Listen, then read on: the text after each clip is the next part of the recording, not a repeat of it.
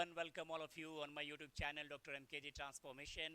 Class 12th के exam oriented series में एक शॉर्ट रिवीजन में हम बात करेंगे हार्डी विनबर्ग के लॉ के बारे में।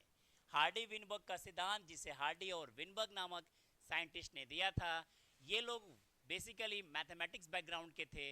इन्होंने एक एक्सप्रेशन के जरिए इसको एक्सप्लेन किया।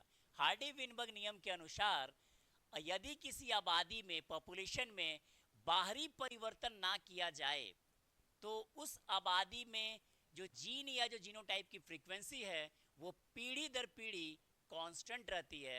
ऐसा हार्डी और विनबर्ग ने अपने नियम में समझाया। अगर इसको हम और समझने का कोशिश करें तो हम पाएंगे कि यदि आबादी स्थिर है और उसमें कोई बदलाव नहीं हो रहा है तो जीन की फ्रीक्वेंसी बदलती नहीं है।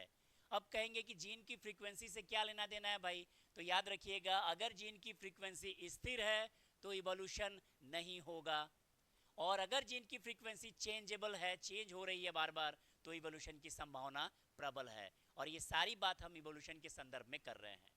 अब अगर हम और आगे डिटेल में समझने की कोशिश करें तो हम पाएंगे कि हार्डी और विनबर्ग ने एक मैथमेटिकल एक्सप्रेशन के जरिए बताया कि अगर कहना था कि तो ये p प्लस क्यू का होल स्क्वायर को अगर एक नॉर्मल ए प्लस बी के फॉर्मूला में आप देखेंगे तो ये इक्वल टू 1 होगा, यानी एलील की फ्रीक्वेंसी पीढ़ी दर पीढ़ी कांस्टेंट होती है।